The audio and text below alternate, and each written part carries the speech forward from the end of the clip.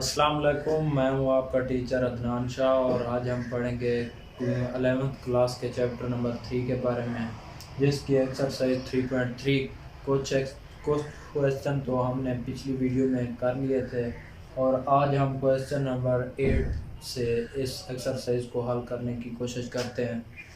तो question number 8 में हमारे पास एक क्वेश्चन गिवन है 4/4 का एक मैट्रिक्स लेफ्ट हैंड साइड पे, और हमने लेफ्ट हैंड साइड को राइट हैंड साइड के इक्वल करना है। तो राइट हैंड साइड हमारे पास गिवन है, तो इस तरह से हमने लेफ्ट हैंड साइड को ले लिया। उसके बाद हमने क्या किया है, कॉलम 2 को, 3 को और 4 को कॉलम 1 के अंदर ऐड कर दिया। लेफ्ट हैंड साइड जब ली है तो उसमें क्या किया है, 1 को इसके अंदर ऐड किया है, C2 को ऐड किया है, C3 को, C4 को C1 के अंदर ऐड किया है। जब हमने इन 3 कॉलम को इस कॉलम में ऐड किया है तो हमारे पास जो वैल्यू आई है वो आई है x+3। इधर भी हमने ऐसे किया, इधर भी हमारे पास एक ही वैल्यू आई, चारों रो में हमारे पास सेम वैल्यू आ गई x+3। अब हमने क्या किया है, क्योंकि हमारे पास एक वैल्यू इक्वल लाने के लिए दरकार थी, वो थी x+3, इसलिए हमारे पास एक वैल्यू आ गई। हमने इधर क्या किया, इसको कॉमन ले लिया है C1 में से। जब हमने x+3 को कॉमन लिया है C1 में से तो हमारे पास ये वैल्यू इधर आ गई, इधर जो हमारे पास वैल्यू बच गई वो 1 1 1 आ गया। अब हमने क्या सोचा कि हम अब 4/4, क्योंकि 4/4 का मैट्रिक्स है तो हम इसको ख़त्म भी आसानी से कर सकते हैं, क्योंकि इधर हमारे पास 1 आ गया है। तो हमने क्या किया है, रो 1 को पहले मैंने से मल्टीप्लाई किया और R2 में ऐड कर दिया। जब R2 में ऐड किया तो हमारे पास रो 2 ये 0 बन गई। ये इस माइनस होने के बाद जब इधर ऐड हुआ x-1 आ गया, इस तरह ये 0 हो गया, ये 0 हो गया। इसी तरह से R3 में भी हमने इसी तरह किया है, -R1 को पहले माइनस किया, फिर R3 के अंदर ऐड कर दिया है। R4 में भी सेम प्रोसेस किया। ये प्रोसेस करने के बाद हमारे पास जो वैल्यू आई है, इधर ये वैल्यू अब हमारे पास 0 0 हो गई और ये वाली वैल्यू डायगोनल के अंदर हमारे पास x-1 की सूरत में आ गई। जब ये वैल्यू आ गई तो हम इसको एक्सपेंड करके ये वाली वैल्यू आसानी से ख़त्म कर सकते हैं एक्सपेंडिंग के तरीके से। तो जब हमने एक्सपेंड किया C1 को तो हमारे पास ये वाली वैल्यू आ गई। अब हमने क्या किया है, R1, R2 और R3 में से, क्योंकि ये x-1 सेम वैल्यू आई हुई थी, इसको हमने कॉमन ले लिया है।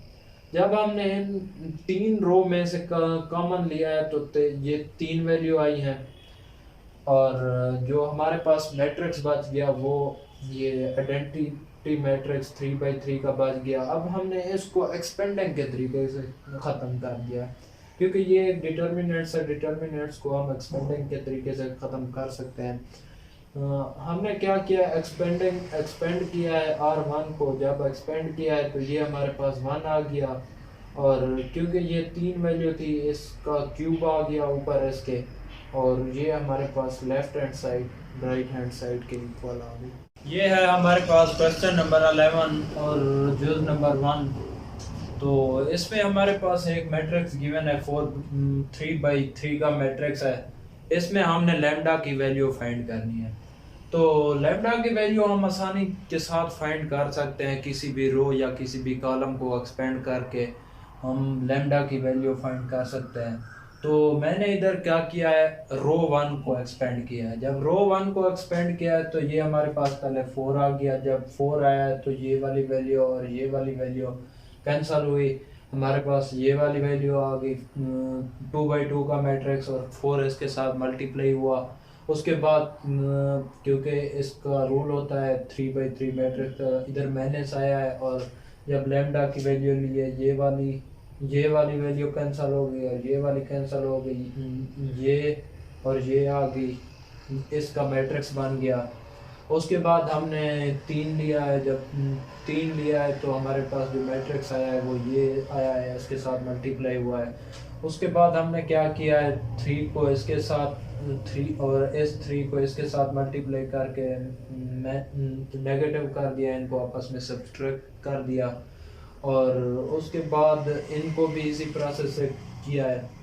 ये प्रोसेस करने के बाद सिंप्लीफिकेशन के बाद हमारे पास जो वैल्यू आई है वो आई है 5 लैम्डा माइनस 15। इससे ज़ाहिर हो गया कि ये एक सिंगुलर मैट्रिक्स है।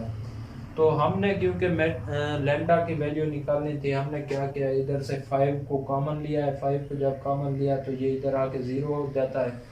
जब हम इसको इधर मल्टीप्लाई हो रहा है तो इधर आके डिवाइड होगा तो ये 0 हो जाएगा, इसकी तो कोई वैल्यू नहीं बनती। हमने लैम्डा की वैल्यू निकालनी थी। Lambda minus 3 is equal to 0 जब किया तो ये वैल्यू थी, और -3 को जब हम इस साइड में ले आए हैं तो ये +3 आ गया। इस तरह से हमारी लैम्डा की वैल्यू फाइंड। ये है क्वेश्चन नंबर 13। इसमें जो हमारे पास मैट्रिक्स गिवन है वो एक 3x3 का मैट्रिक्स है ए। इसमें हमने जो चीज़ फाइंड करनी है वो क्या करना है, ए इनवर्स को ए के साथ पहले मल्टीप्लाई करना है और इसको इक्वल लेके आना है आइडेंटिटी 3 के। सबसे पहले मैंने क्या किया, इधर ए इनवर्स फाइंड किया। ए इनवर्स का हमारे पास फार्मूला मौजूद है, एडजेंट ऑफ ए और ए का डिटर्मिनेंट। तो एडजेंट ऑफ ए फाइंड करने के लिए पहले हम 2x2 के मैट्रिक्स होते थे हमारे पास, अब हमारे पास आ गया 3x3 का एक मैट्रिक्स। तो 3x3 के मैट्रिक्स को हल करने के लिए एक डिफरेंट तरीका होता है 2x2 से। तो मैंने क्या किया है, एडजेंट ऑफ ए लिया है, उसके लिए क्या लिया है, A11 A12 13 का एक मैट्रिक्स बना लिया, लेट कर लिया। तो उसके बाद मैंने क्या किया है, A11 फाइंड किया है। A11 जब फाइंड किया है तो इस रो और इस कॉलम को रहने दिया है, इनका डिटर्मिनेंट ले लिया है। तो पहले A11 जब लिया तो इसके साथ पॉजिटिव लगाया तो ये 5 आ गया। जब 1 2 लिया तो हमारे पास ये -5 आ गया। 1 3 लिया इसी तरह से ये -5 आ गया। ये सारा प्रोसेस करने के बाद जो हमारे पास फाइनल एडजेंट ऑफ ए आया है वो आया है A11 5 आया है, A12 -5 आया है और A13 0 आया है हमारे पास।